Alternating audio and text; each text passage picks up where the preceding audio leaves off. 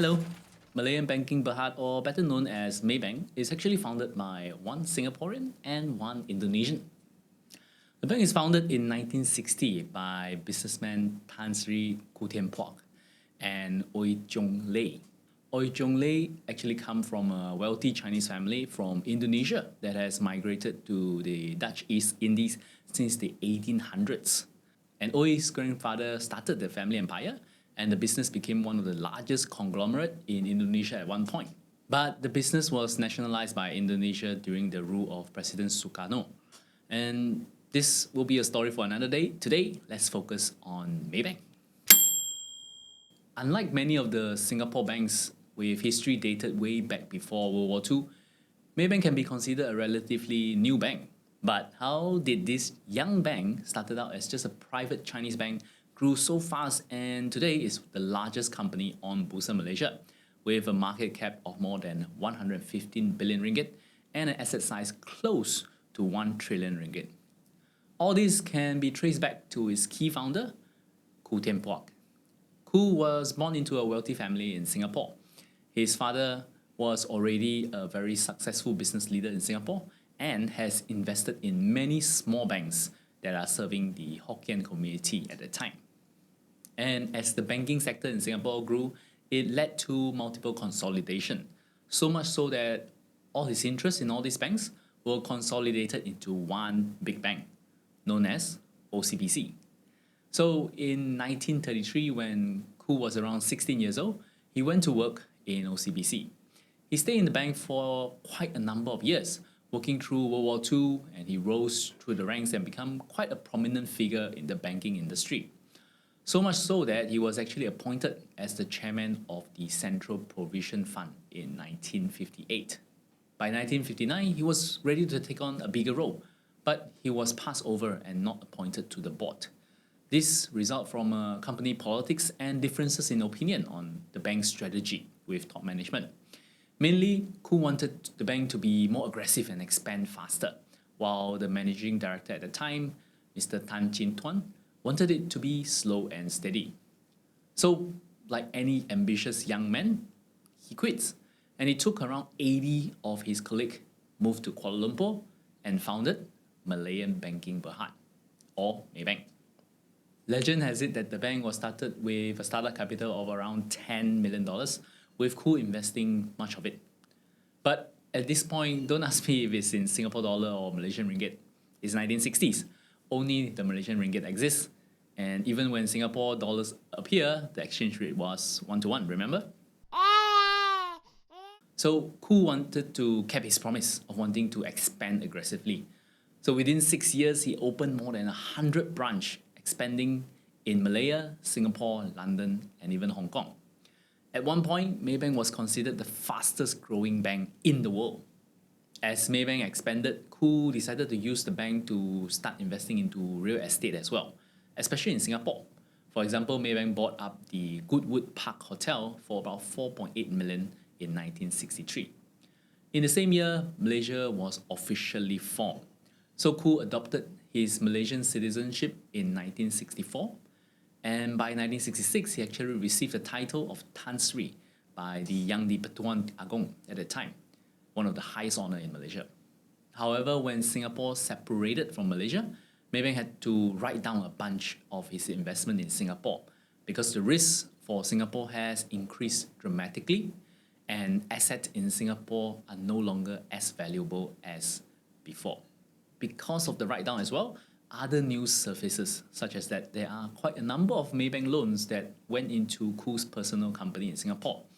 These led to a public boardroom struggle, then a full-on panic by customers of Maybank as they start withdrawing their deposit from the bank. So Maybank at the time experienced the first major bank run as investors and customers lost confidence in the bank. By 1967, Koo has lost out and he has to step down as the managing director of Maybank.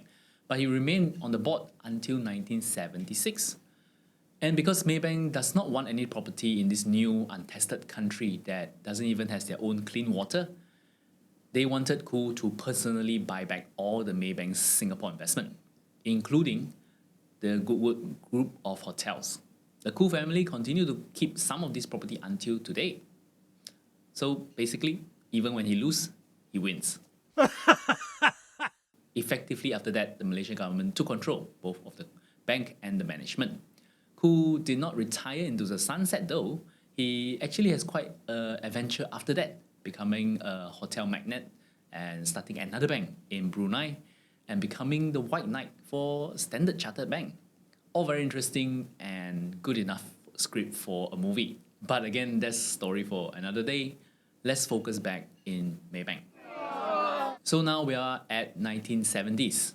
Maybank is fully under the management of the government, and the key job for Maybank now is to really help the young nation grow. For example, Maybank work hand in hand with the government to push through better access to banking for rural communities. This means that Maybank continue to expand their network nationwide very aggressively. And as Malaysia grew, Maybank grew as well. And by 1970s, the bank has ventured into other parts of banking, such as investment banking, and also continued their overseas expansion, such as opening a branch all the way in New York. Then came the 1980s, the go-go years of Southeast Asia. Maybank definitely moved with the market as well, starting both a unit trust arm, stock brokering, and also expanding more into other Southeast Asian nations.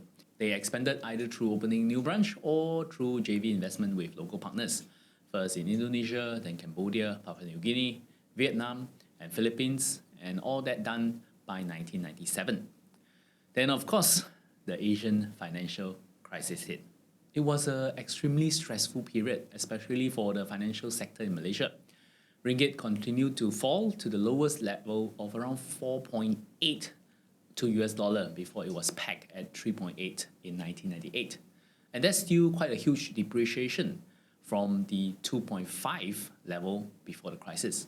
So with the financial institution really struggling in the country, the most important task for the government and banks now is to instill back confidence to the market. So naturally, Maybank being one of the largest bank and nationally owned, need to lead this consolidation in the market. So Maybank ended up buying many of the smaller, weaker banks, and two of the most prominent one being Pacific Bank and Filio Airlight. But the good news from all this consolidation is that it brought Maybank to become the undisputed leader in the Malaysian banking space. The increase in size also means that Maybank is now recognized as one of the top 120 banks globally. Under the era of 2000s, under the leadership of then CEO Tan Sri Amit Shah Abdul Aziz, it marks some of the most important years of Maybank.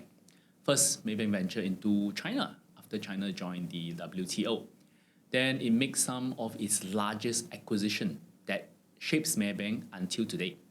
In 2005, it acquired the largest insurance outfit in Malaysia, the Malaysian National Insurance Berhad, and its Takaful arm, Takaful Nasional. This made Maybank into one of the largest insurer in the country. Today, its insurance arm has been rebranded as Etiqa, and by year 2008, it acquired Bank International Indonesia as well. Then after the CEO got appointed to become a minister in the Prime Minister Department, his successor Tan Sri Abdul Wahid Oman continued that strategy. And by 2011, Maybank acquired Singapore-listed Kim Eng Holding, an investment bank in Singapore, and that set the base for Maybank Singapore today.